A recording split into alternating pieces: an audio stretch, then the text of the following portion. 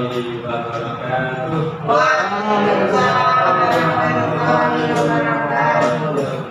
Alhamdulillah, puji syukur kita panjatkan pada Allah SWT karena pada kesempatan hari ini kita masih diberi kenikmatan, diberi kesehatan oleh Allah sehingga dapat berkumpul di ruangan ini untuk mengikuti kegiatan diseminasi yang akan saya lakukan. Alhamdulillah, selawat serta salam semoga tetap tercurah limpah pada Rasulullah pembesaran kita Nabi Muhammad SAW. Terima kasih kepada Bapak Ibu guru semuanya yang saya hormati telah berkenan hadir pada siang hari ini untuk mengikuti kegiatan diseminasi, menyebarkan pemahaman dan penerapan pengalaman budaya positif dari saya sebagai pemenuhan tugas dalam pendidikan guru penggerak Angkatan 9. Materi dalam disiplin positif diantaranya ada beberapa bab, yaitu perubahan paradigma belajar, disiplin positif, nilai-nilai kebajikan, kebutuhan dasar manusia, motivasi perilaku, posisi kontrol guru, keyakinan kelas, dan yang terakhir segitiga restitusi.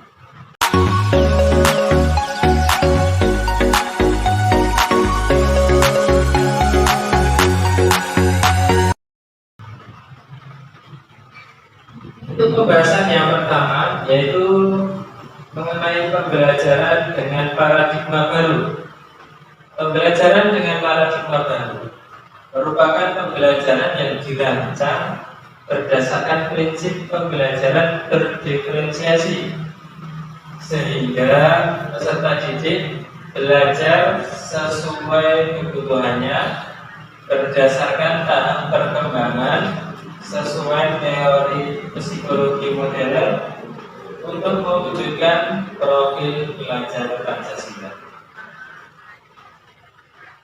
Jadi pembelajaran berdiferensiasi adalah pembelajaran yang berpusat pada murid, memahami murid sesuai kebutuhan mereka, dan menerapkan metode-metode yang bisa dikuasai, dipahami oleh murid. Jadi menghilangkan miskonsepsi bahwa pembelajaran tidak hanya dengan satu metode. Bisa kita memakai beberapa metode untuk satu materi dan kita aplikasikan di kelas sesuai kebutuhan, minat, dan profil belajar dengan tujuan mewujudkan profil pelajar Pancasila. Profil pelajar Pancasila diantaranya yaitu beriman pertama kepada Tuhan Yang Maha Esa, berkebinekaan global, bergotong royong, mandiri, kreatif, dan bernalar kritis. Coba mari kita nyanyikan lagu profil pelajar Pancasila. Sudah apa semuanya ya? Dengan ketiga kita mulai. 1, 2, 3. Belajar Pancasila, beriman dan bertakwa pada Tuhan Yang Esa dan berakhlak mulia, berkebinekaan global, gotong royong, mandiri, kreatif, dan bernalar kritis. Kalau semuanya ya.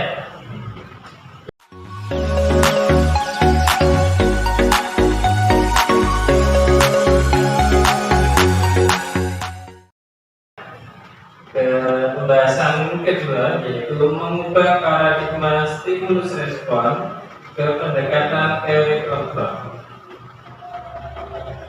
Di sini bisa kita lihat dari tabel ini bagian stimulus respon dan sampingnya adalah dari teori kontrolnya. Kita bahas satu persatu melalui realitas kebutuhan kita semuanya. Sedangkan teori kontrolnya, realitas kebutuhan kita berbeda. Jadi setiap orang itu pasti memiliki kebutuhan yang berbeda-beda. Jadi dalam kegiatan belajar anak pasti kebutuhannya juga tidak sama. Anak yang memiliki kemampuan yang sudah bagus dengan yang belum pasti kebutuhan belajarnya juga berbeda. Yang kedua, semua orang melihat hal yang sama. Sedangkan teori kontrolnya, setiap orang memiliki gambaran yang berbeda. Sudut pandangnya itu pasti berbeda-beda. Itu yang ketiga, kita mencoba mengubah orang agar berpandangan sama dengan kita. Sedangkan untuk teori kontrolnya, kita berusaha memahami pandangan orang lain tentang dunia. Itu yang ketiga, perilaku buruk dilihat sebagai suatu kesalahan. Sedangkan teori kontrolnya, semua perilaku memiliki tujuan. Jadi ketika ada anak, ketika ada murid yang berbuat sesuatu kesalahan, dan menurut teori kontrol itu mereka sedang ingin memenuhi kebutuhan dari dirinya, yang nanti akan kita bahas beberapa kebutuhan dasar dari manusia. Selanjutnya, orang lain bisa mengontrol saya. Sedangkan teori kontrolnya, hanya Anda yang bisa mengontrol diri Anda. Jadi orang lain itu nggak bisa mengontrol kita. Mereka hanya bisa memberi motivasi, memberi masukan. Sedangkan segala keputusan itu adalah diri kita sendiri yang bisa mengambil. Selanjutnya, saya bisa mengontrol orang lain. Sedangkan teori kontrolnya, Anda tidak bisa mengontrol orang lain. Lalu pemaksaan ada pada saat rujukan gagal. Sedangkan untuk teori kontrol, kolaborasi dan konsensus menciptakan pilihan-pilihan baru. Yang terakhir, model berpikir menang kalah. Sedangkan teori kontrolnya, model berpikir menang. Kita lanjutkan di Bapak Ibu. Ya.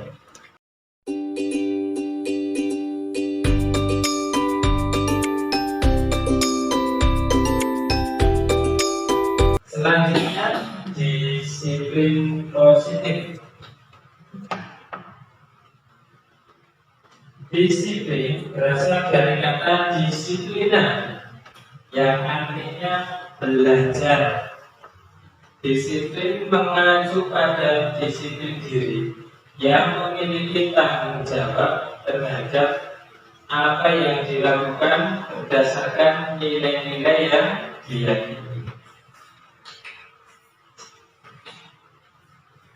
Disiplin positif merupakan salah satu cara penerapan disiplin yang bertujuan untuk menumbuhkan kesadaran serta memberdayakan peserta didik tanpa imbalan, penghargaan atau reward, ancaman atau hukuman.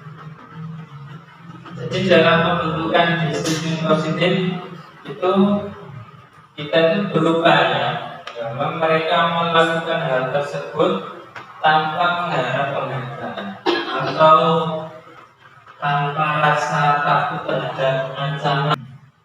Sebagai pendidik, tujuan kita adalah menciptakan peserta didik yang memiliki disiplin diri sehingga mereka berperilaku mengacu kepada nilai-nilai kebajikan universal dan memiliki motivasi intrinsik dan perubahan perilaku ke arah yang lebih baik. Selanjutnya saya bagikan stigma, nanti juga bisa Bapak Ibu tuliskan berapa contoh atau kegiatan yang mencerminkan disiplin positif yang bisa kita terapkan di sekolah.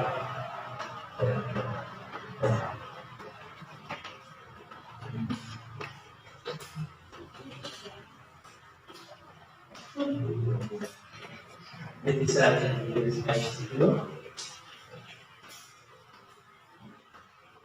Kegiatan disiplin positif yang bisa kita terapkan di sekolah. Bisa mungkin berupa 5S, ada 3S. 5S itu senyum, salam, sapa, sopan, santun. Mungkin datang ke sekolah tempat waktu dan sebagainya. Silakan kalau itu bisa ditulis di situ. Dan nanti di akhir sesi ini kita akan review apa saja disiplin positif yang Bapak Ibu sudah tuliskan.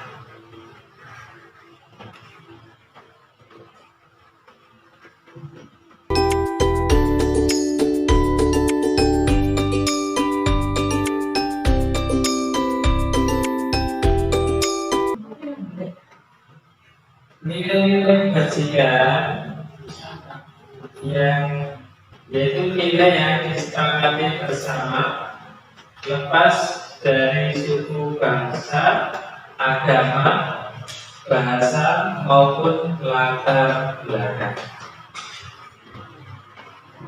Jangan semangat, salah saja. Jadi nilai-nilai kebajikan ini ada beberapa penjelasan. Nilai kebajikan yang pertama itu dari profil belajar Pancasila, yang kedua itu dari Ibu Primaries atau Ibu Primaries program, yang terakhir keterampilan hidup lifestyle. Menurut profil belajar Pancasila, nilai-nilai kebajikan diantaranya yaitu beriman bertakwa kepada Tuhan Yang Maha Esa, berakhlak mulia, kebinekaan global, gotong royong, mandiri, kreatif, dan bernalar kritis. Sedangkan menurut Ibu Primaries program, nilai-nilai kebajikan diantaranya toleransi, rasa hormat, integritas, mandiri, menghargai, antusias, empati, ketidaktahuan, kreatif, kerjasama, percaya diri, dan komitmen. Sedangkan menurut keterampilan lifestyle itu dapat dipercaya, lurus hati, pendengar yang aktif, tidak merendahkan orang lain, dan memberi yang terbaik dari diri. Karena dari dua ini, apabila kita kerucutkan itu adalah mengerucut ke profil belajar Pancasila. Seperti di Ibu Primer ini adalah satu toleransi yang wujud dari beriman, bertakwa, dan itu lurus hati. Jadi kegiatan nilai-nilai kebajikan sebenarnya lebih ke berpusat pada profil belajar Pancasila seperti tujuan dari kurikulum saat ini, yaitu kurikulum Merdeka.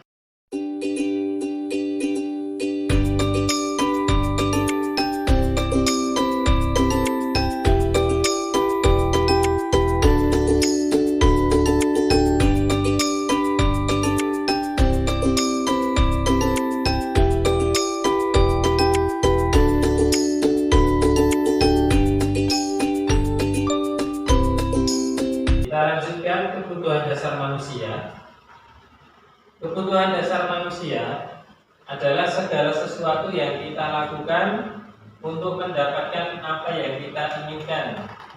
Seluruh tindakan yang kita lakukan memiliki tujuan tertentu, dan semua usaha terbaik yang kita lakukan adalah dalam rangka agar kebutuhan dasar kita terpenuhi dengan baik.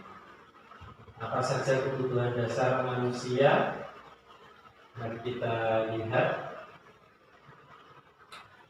Siapa tuh? Ya. Ya. 15 menit. Ada 5 kebutuhan dasar manusia.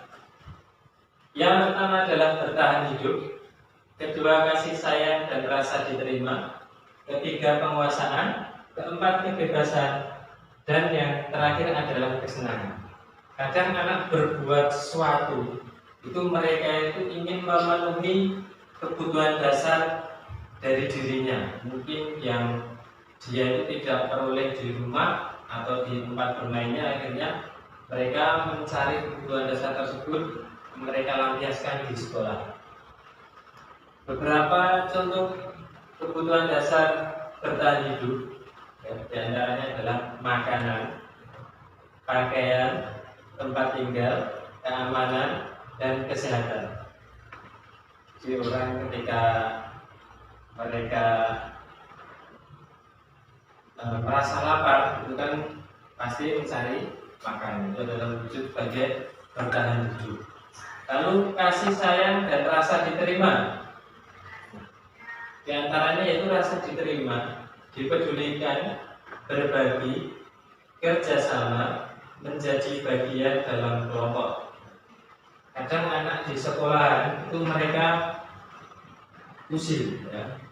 Usil mungkin datang ke gurunya, guru, aku punya mainan.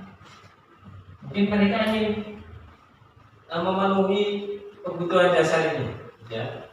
Mungkin pengen dapat kasih sayang dari gurunya dan diperhatikan oleh gurunya. Mainan apa? Mungkin, ya, ditanya lalu terjadilah percakapan dengan gurunya dan anak tersebut merasa senang. Jadi rasa diterima itu dia peroleh. Lalu penguasaan, di antaranya adalah harga diri, keinginan untuk dianggap, memimpin, berprestasi, diakui, dan didengar. Penguasaan ini harus kita munculkan dari diri anak agar ketika mereka itu mengerjakan tugas atau mungkin maju ke depan kelas untuk presentasi, itu mereka memiliki penguasaan yang bagus.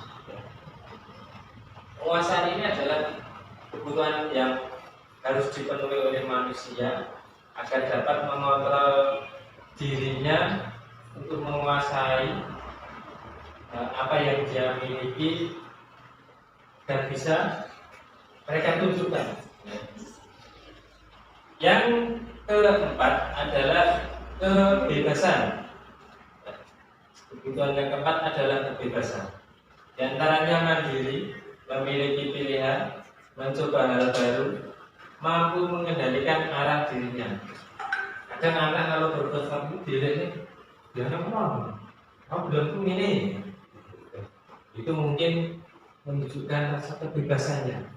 Ya, mereka ingin mengendalikan dirinya. Sebagai pendidik, sebagai guru, tugas kita adalah mengarahkan, ya. Mengarahkan agar dapat mengendalikan diri anak ke arah yang lebih baik.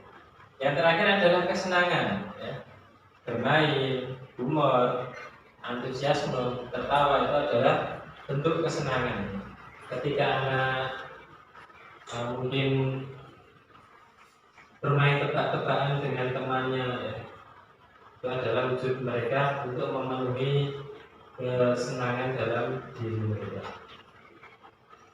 Itu adalah 5 kebutuhan dasar manusia yang harus terpenuhi. Lalu kita lanjutkan ke materi selanjutnya, motivasi perilaku manusia. Jadi perilaku manusia itu dipengaruhi oleh 2 motivasi. Yang pertama adalah motivasi ekstrinsik, yang kedua adalah motivasi intrinsik. Motivasi ekstrinsik itu dari luar, ya, dari luar diri seseorang. Ya. Di antaranya mereka mendapat motivasi tersebut adalah untuk menghindari ketidaknyamanan atau hukuman, atau untuk mendapatkan imbalan penghargaan dari orang lain. Itu adalah wujud motivasi ekstrinsik. Mungkin peserta didik maju ke depan karena ingin mendapat sebuah bintang, ya, dari gurunya ketika ada program yang berani maju dapat satu bintang.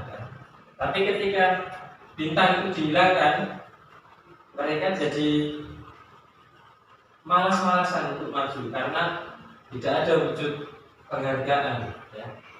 Itu adalah motivasi ekstrinsik. Sedangkan sebagai guru yang harus kita kuatkan adalah motivasi intrinsik, yaitu untuk menjadi orang yang mereka inginkan dan menghargai diri sendiri dengan nilai-nilai yang mereka percaya. Itu yang harus kita kuatkan.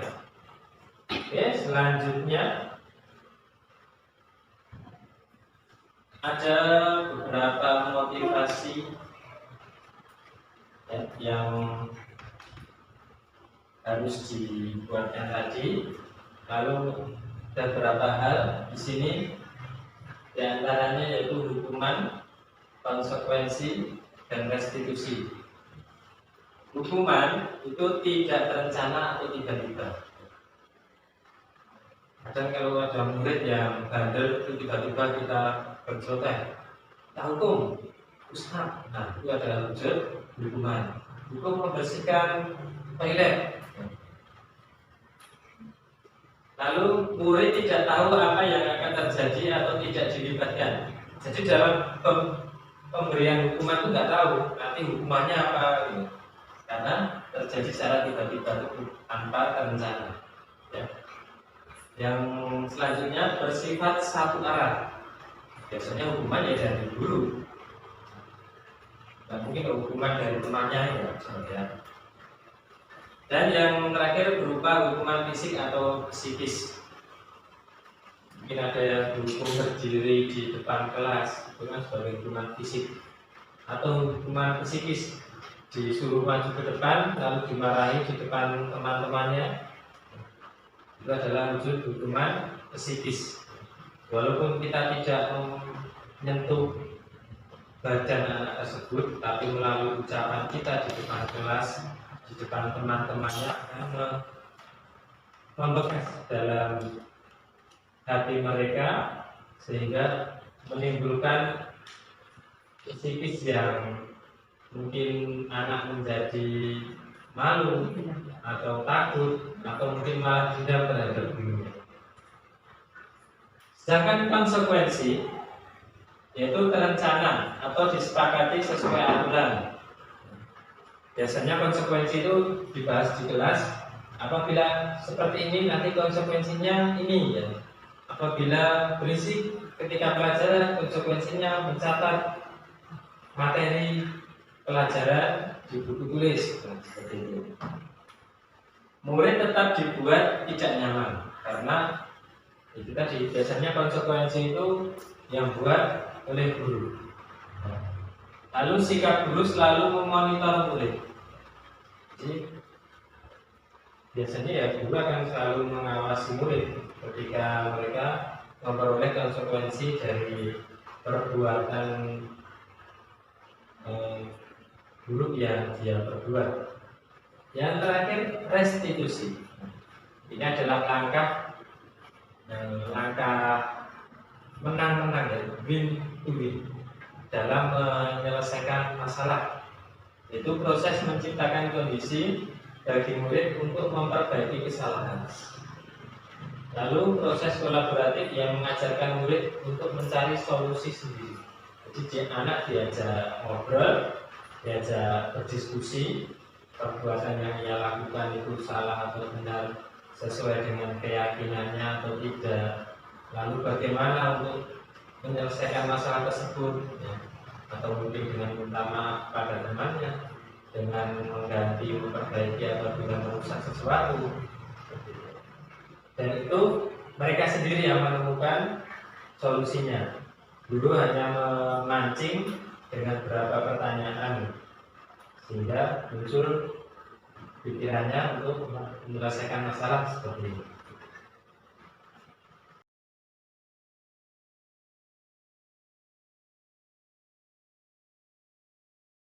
Kita lanjutkan 5 posisi kontrol sebagai seorang guru. Yang pertama adalah penghukum, yang kedua teman, yang ketiga manajer, keempat pembuat rasa bersalah, yang terakhir adalah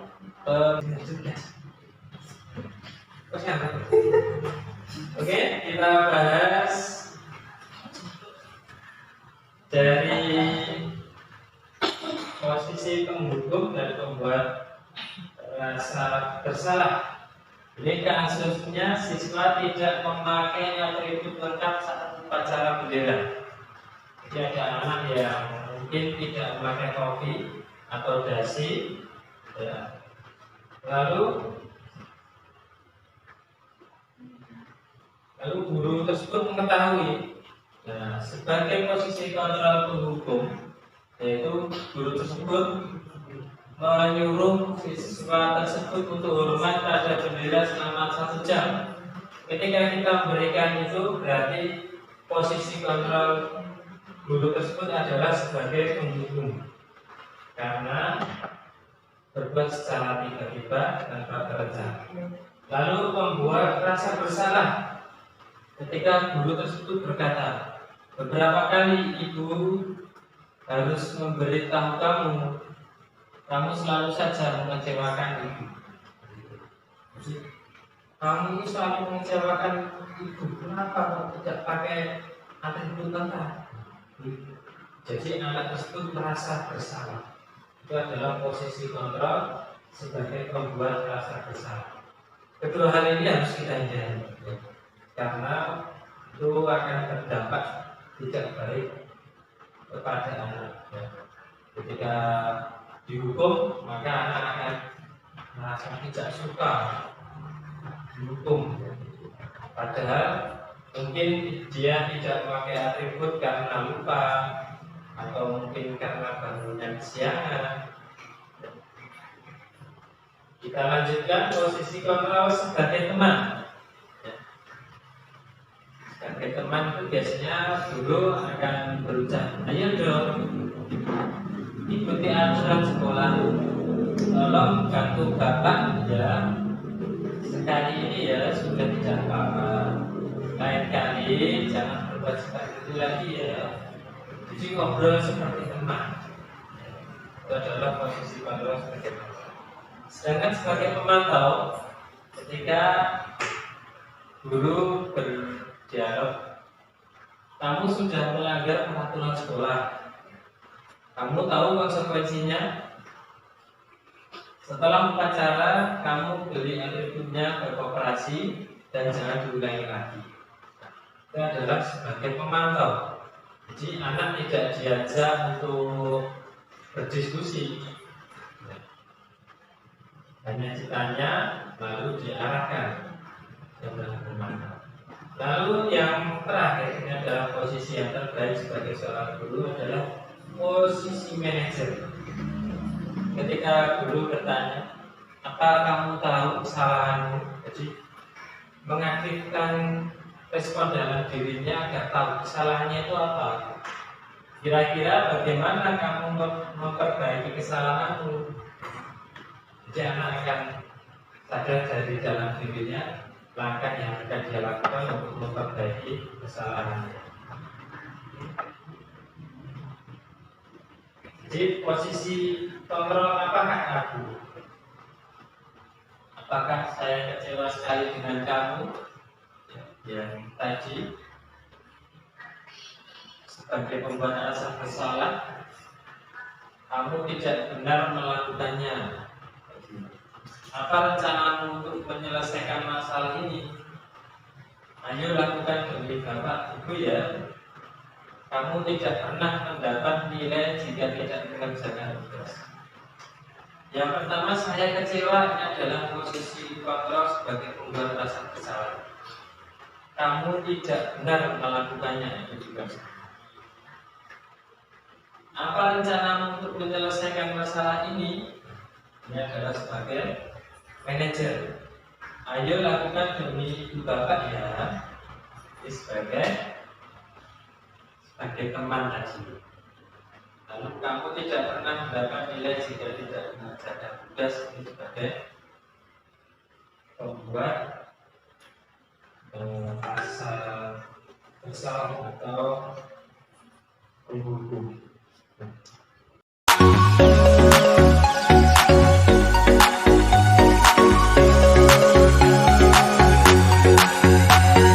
Kita lanjutkan keyakinan kelas.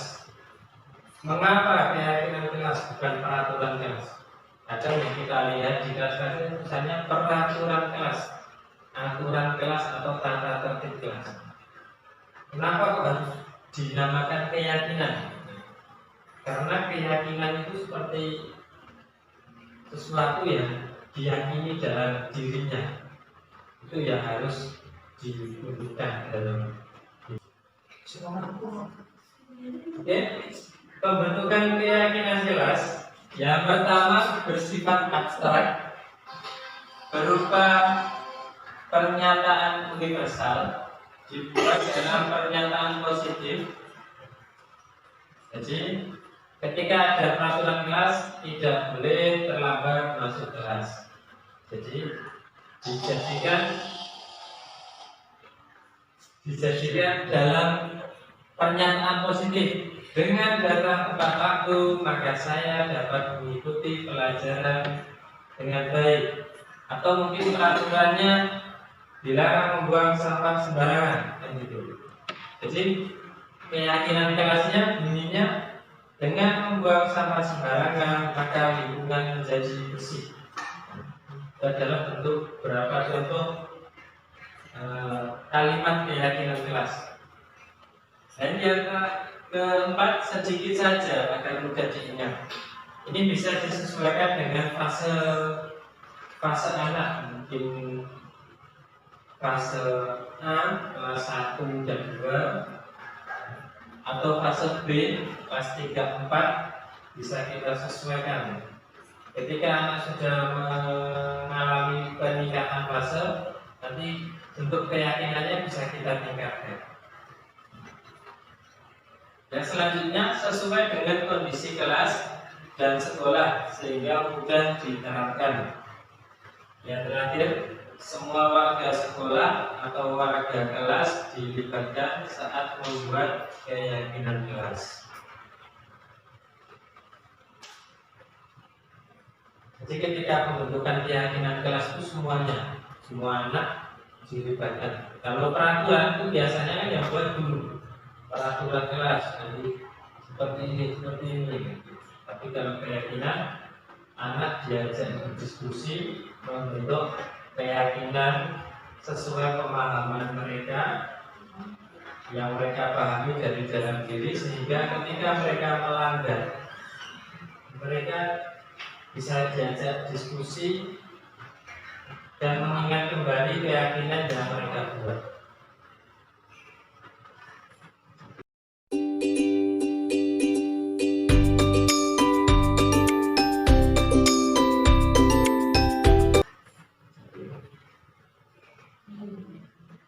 Yang selanjutnya, segitiga restitusi. Segitiga restitusi adalah suatu proses dialog yang dijalankan oleh guru agar dapat menghasilkan murid yang mandiri dan bertanggung jawab. Alur segitiga restitusi yang pertama adalah menstabilkan identitas, yang kedua validasi tindakan yang salah, dan yang terakhir menanyakan keyakinan. Yang pertama adalah menstabilkan identitas, menanyakan apa yang dia lakukan, kenapa melakukan tersebut, lalu menanyakan bagaimana keyakinan kelas kita, apa yang harus kita lakukan kalau berbuat seperti itu. dibentuk di institusi. Yang pertama adalah menstabilkan identitas. Berdasarkan prinsip membuat kesalahan adalah bagian proses pembelajaran. Jadi ketika anak berbuat salah itu sebenarnya mereka dalam proses pembelajaran yang harus dipahamkan bahwa itu adalah perbuatan yang salah. Nah, berapa ucapan dalam menstabilkan identitas yaitu begini, berbuat salah itu wajar. Tidak ada manusia yang sempurna. Ibu bapak juga pernah melakukan itu. Jadi biar anak itu, oh ternyata tidak hanya aku yang pernah, tapi ibu bapak dulu pernah dan mereka bisa mengubah. Selanjutnya ibu bapak tidak mau mencari siapa yang salah, tapi ibu atau bapak ingin mencari solusi dari masalah ini. Dan yang terakhir, kamu berhak merasa begitu. Itu berapa kalimat ucapan dalam menstabilkan identitas. Yang kedua adalah validasi tindakan yang salah. Berdasarkan prinsip setiap perilaku berupaya memenuhi suatu kebutuhan tertentu. Kamu pasti punya alasan mengapa kamu melakukan itu. Beberapa ucapan untuk memvalidasi tindakan yang salah. Padahal kamu bisa melakukan yang lebih buruk dari ini ya. Kamu patut bangga karena telah melindungi sesuatu yang penting buatmu. Kamu melakukannya karena mempertahankan sesuatu yang penting bagimu. Beberapa kalimat ucapan dalam validasi tindakan yang salah. Masih semangat Bapak Ibu? Oke, kita lanjutkan menanyakan keyakinan. Berdasarkan prinsip teori kontrol, bahwa pada dasarnya kita termotivasi secara intrinsik, yaitu jawabannya seperti itu ya. Apa keyakinan kelas kita? Nilai-nilai apa yang telah disepakati bersama? Seperti apa gambaran sebuah kelas yang ideal menurut kamu? Kamu ingat menjadi orang yang seperti apa? Beberapa kalimat dalam menanyakan keyakinan. Oke Bapak Ibu, pembahasan tentang disiplin positif yang saya sampaikan sudah sampai ke akhir dari materi. Sebagai penutup bisa kita simpulkan dalam penerapan program disiplin positif, hendaknya guru memiliki standar kepribadian. Jadi kepribadiannya itu tidak saklek, jadi bisa menyesuaikan keadaan anak. Kadang kudu ini harus seperti ini, seperti yang saya inginkan, tidak. Karena anak itu memiliki kodratnya sendiri, memiliki minat ya, yang minat bakat atau karakteristik yang mereka peroleh sejak lahir. Jadi yang harus kita hargai. Ya. Terus bersifat profesional dan sosial yang baik, di mana guru mampu merefleksikan dirinya dalam posisi kontrol saat ini. Bagaimana perjalanan dirinya sebagai among atau manajer yang menuntun murid-muridnya menjadi insan yang mandiri, merdeka, dan bertanggung jawab sesuai dengan standar nasional pendidikan. Itu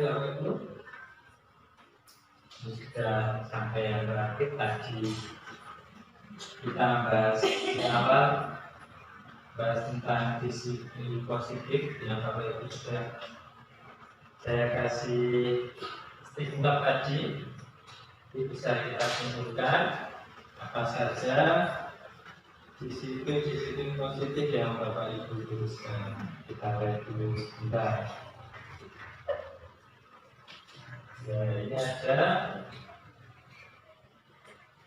Oke, terima kasih. Nanti akan saya lanjutkan di akhir video sebagai bentuk wujud disiplin positif yang ingin Bapak Ibu wujudkan di sekolah. Baiklah Bapak Ibu, mungkin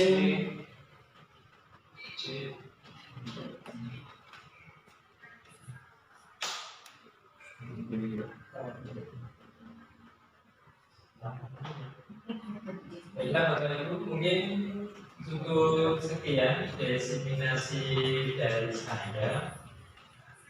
Sekian panjang lebar nanti ya. Apabila ada salah kata dari saya mohon maaf. Terima kasih banyak pada Bapak Ibu semuanya sudah berkenan ikut membahas bersama tentang disiplin positif. Saya ucapkan terima kasih banyak. Saya akhiri. Wassalamualaikum warahmatullahi wabarakatuh. Waalaikumsalam warahmatullahi wabarakatuh.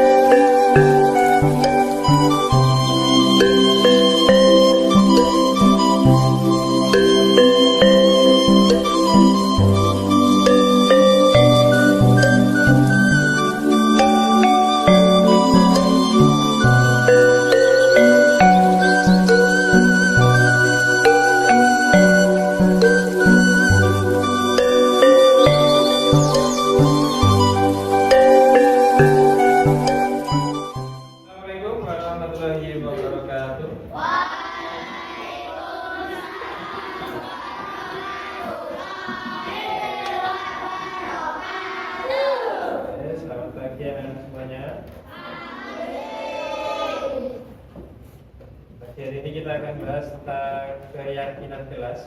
Kalian tahu keyakinan kelas? Keyakinan, yakin. Berarti sesuatu yang diyakini. Atau iman. Gue yakin kalau Gusti Allah berarti kan diyakini. Bagi wujud keyakinannya apa? Melaksanakan ibadah. Kita akan bahas tentang keyakinan kelas. Sebelumnya, Pak Guru kasih contoh ya. Sebelum masuk ke keyakinan kelas, kita cari dulu beberapa hal yang tidak sesuai. Misal, yang pertama, tidak masuk sekolah tepat waktu. Yang kedua apa lagi? Begini, berbicara kotor. Oke, berbicara kotor. Ini urut. Saling membuli ya, saling mengejek. Berarti tidak saling membuli, berarti perbuatan baik. Iya toh? Tidak saling membuli. Ini belum. Sana. Hah?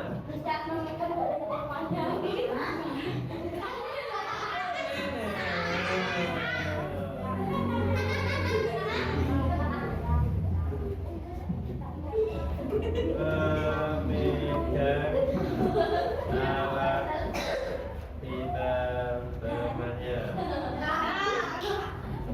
Nah, berapa bagian tubuh itu yang tidak boleh dipegang oleh orang lain? Yang lainnya juga perhatikan, karena itu melanggar aturan. Ya. Dari bawah alat kelamin, atas dada, terus mana lagi? Wajah, kepala, dari ilus-ilus. Kemudian ilus-ilus cewek.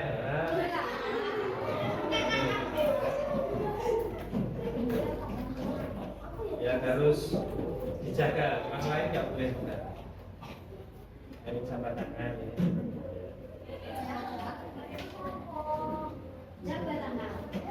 Yang kelima apa? Oke.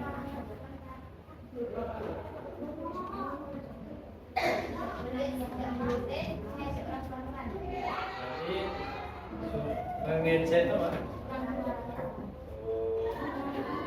Mengejek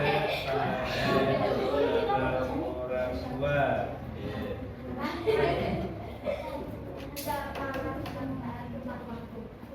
Tidak mengerjakan dengan tepat waktu.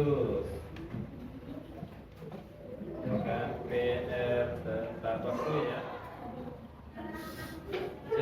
Sini. Tidak melaksanakan tiga. Ajar. Keluar kelas tanpa izin. Oke. Tanpa izin. Mencoret-coret meja ya? Masih ada yang suka coret-coret meja? Salah satu alasan Pak Guru melarang kalian pakai tipek beneran coretan. Misal tanganmu kilap coretan pakai pensil atau pulpen kan nggak terlalu. Tapi ya terus tidak coret. Misal kilap, namanya orang kan kadang kilap lali kayak semua kayak kadang juga pulpen tangannya ke bawah coretan. Kan tanpa sadar di bawah alam sadar namanya kilap. Tapi dia sadar ya coba lakoni ya. Yuk. Sini. Belum. Cari ke wis. Biar apa?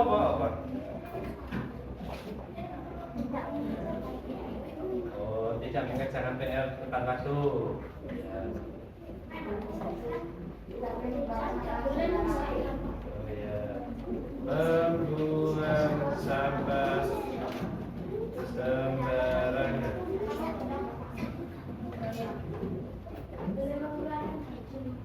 Hah?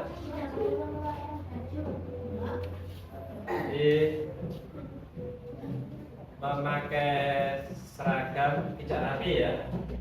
Memakai seragam tidak rapi, bangku ditopik, katoke tutup sirat.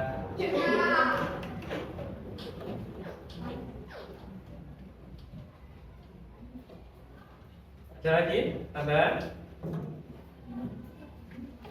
Lega?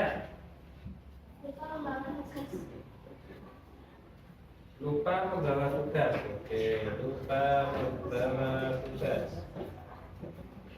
Ada lagi? Tidak boleh makan saat pelajaran. Ya, makan saat pelajaran.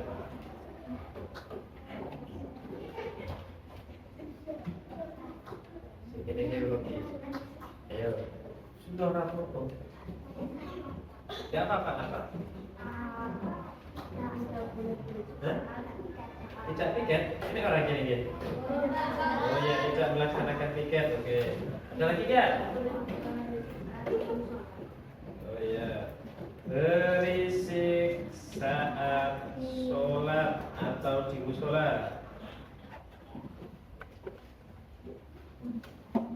Ya. Berisik saat belajar. Terus berisik saat pelajaran ya.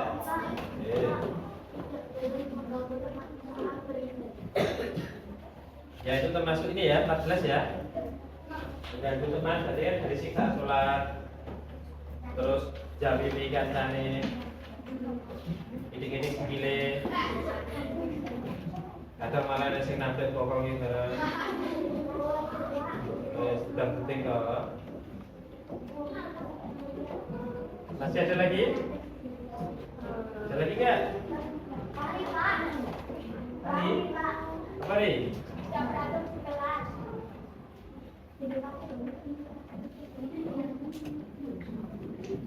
Berantem di kelas. Membuang sampah sembarangan masih ya? Oke, berantem di kelas. Ya? Mainan sepeda. Sepeda. Sepeda.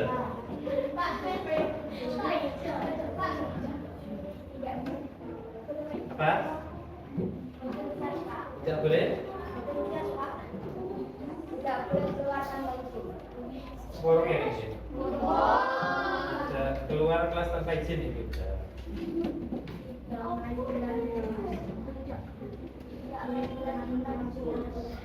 Bermain di kelas. Bermain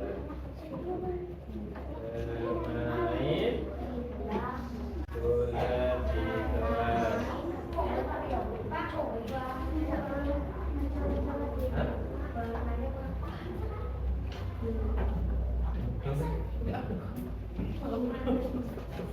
Apa ini? Oh, alah. Ya.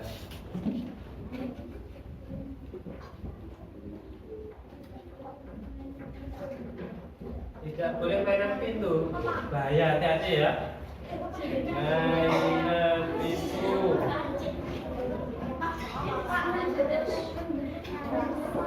Coba gitu. Apa ini sudah balik?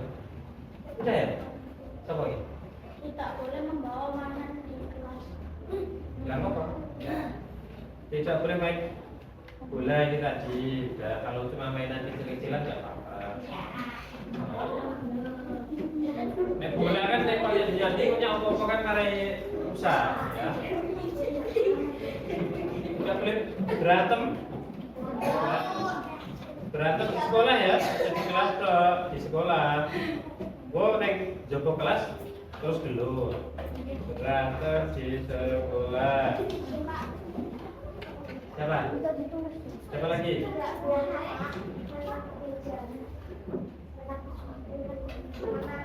Anak meja berarti kontekan pas pelajaran. Berarti pas istirahat. Berarti maksudnya ini ya, berisik saat pelajaran ya. Gitu ya. Cukup?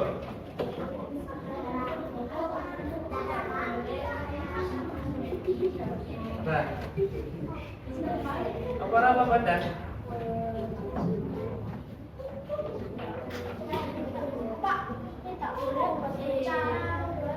Kotor. Udah. Gak apa-apa. Tidak boleh naik meja. Mana? Tidak boleh mencoba-coba tinggi. Berarti burung ya? Hah? Oh, malah cari dinding. Ya.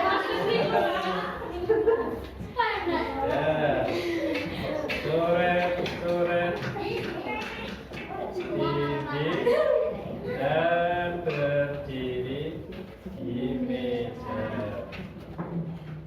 Oke, kita lanjutkan ke peraturannya. Ingat berapa perbuatan yang kurang baik. 10 sakit tadi ya.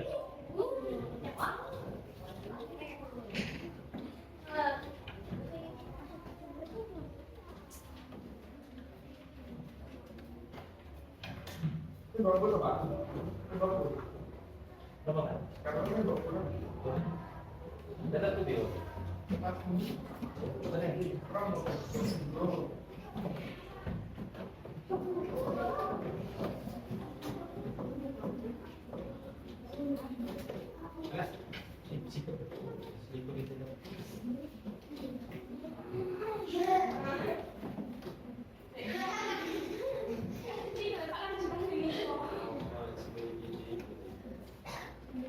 Ya, sekarang kita buat peraturannya ya. Pertama, tidak masuk sekolah tepat waktu. Berarti masuk sekolah tepat waktu, peraturannya ya. Yang kedua, tidak boleh berbicara kotor. Bicara kotori sing bahasane misuh itu ya, atau kotor. Ini bilang kan enak dijelaskan apa dengar. Ya. Tidak saling mengejek. Yang keempat, tidak boleh memegang alat vital teman. Nek dulu dhewe karepmu sing penting ra ning lapangan. Ning kamar mandi kan ya karepmu lho. Masalahnya pipis ra dijenenge ya piye beres. Jadi cewek dodol. Yang laki-laki itu sunahnya juga dodol. Bukan berdiri, ya. Kalau banget dodol. Nek kok satu ngene. Dodol. Jadi yang buang air sambil jongkok itu tidak hanya perempuan, laki-laki juga. Karena dengan duduk pembuangannya lancar. Jadi ketika ada endapan kotoran yang masuk di air kencing kita nanti bisa keluar. Lebih resik jadi. Kan ada kok penyakit kencing babu. Jadi di saluran di kandung kemihnya tempat nyimpen pipis itu ada apa? Kayak kok. Kowe tau godhog banyu terus mancine ndapane itu tuh. Nah itu. Kok itu.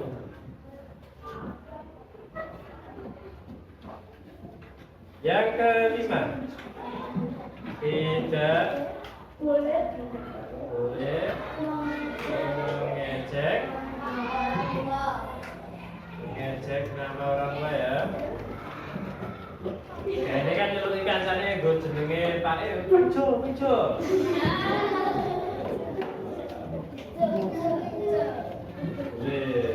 Hargai nama orang tua ya. Si para jadikan saling langsung silakan. Yang keenam, mengerjakan PR tepat waktu. Yang ke-7, melaksanakan piket tepat waktu. Yuk, keluar kelas tanpa izin ya. Terus izin itu ya. Yang ke-9, tidak boleh mencoret tidak.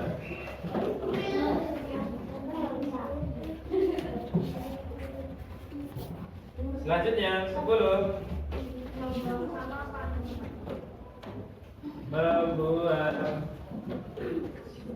buang sampah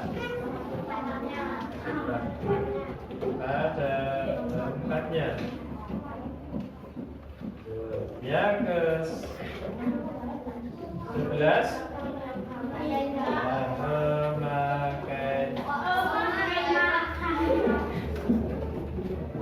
memakai seragam dengan rapi kan kita bagus ya kan ya. Dan jangan menitikan udah kan ya. Siapa? Ya, sampai kandang itu tuh. Ini sampahnya jerawat atau sampahnya jopo? Kok Jopo. Sampahnya jerawat kan udah ditok nih. Yang terakhir tidak boleh coret-coret.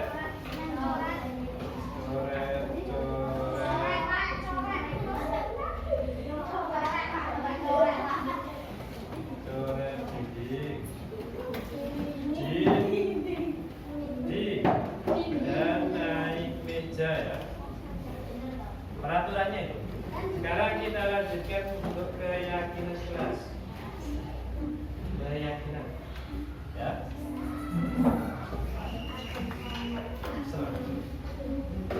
Keyakinan itu dari peraturan ini kita buat suatu ungkapan yang bermakna positif. Masuk sekolah tepat waktu berarti keyakinannya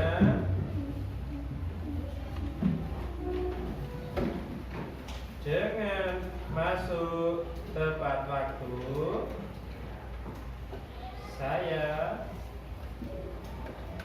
tidak terlambat belajar. Oke, itu ya. Terus, itu tak ketik dulu. Kita buat dulu. Yang kedua, tidak bicara kotor. Berarti keyakinannya dengan berbicara baik, maka akan saling menghargai, gitu ya. Kepalanya jangan mas, mas Banyu. Yang ketiga, tidak saling mengejek. Berarti kalimat positifnya yang harus diyakini dengan saling menghormati, maka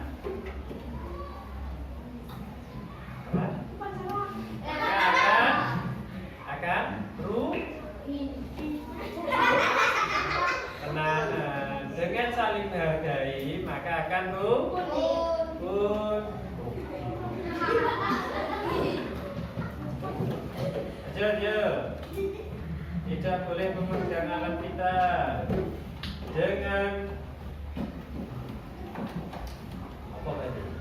Dengan tidak memegang alat kita teman, maka kita saling menghormati. Menghormati atau menghargai sama saja ya.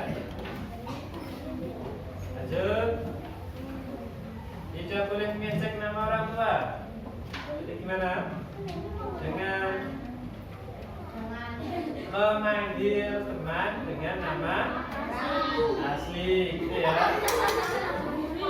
Namanya sendiri, gitu ya. Yuk, kan? Tiga, mari mana? Senyawa sini ya. Lanjut. Yang ke berapa ini? Nah, mengerjakan PR tepat waktu. Dengan mengerjakan PR tepat waktu, saya mendapat nilai dengan baik. Nah, tepat waktu kan otomatis ini dia bisa harus tepat waktu loh. Ibaratnya tepat waktu dapat poin 80, sing telat ya sudah tadi kita belum. Selanjutnya, dengan melaksanakan piket tepat waktu, kelas menjadi bersih. Lanjut, keluar kelas harus izin. Dengan izin,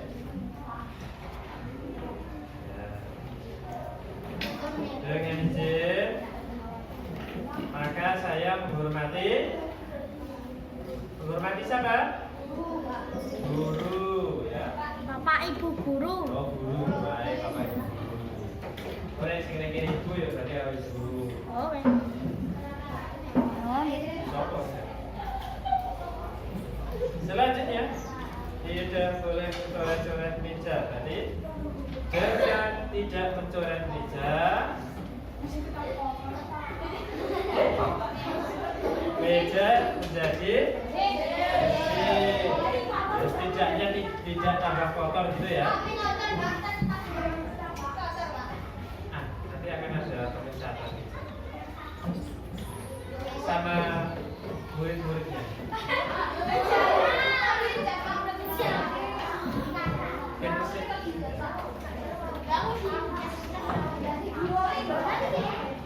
Selanjutnya, membuang sampah pada tempatnya. Dengan membuang sampah pada tempatnya, Maka lingkungan jadi bersih. RC kan jadi seneng kok. Seneng Pak. Sama malah susir ke. Pasti seneng ke dok. Kamar gue tak bagi sampah kok aku suruh. Ada. Dan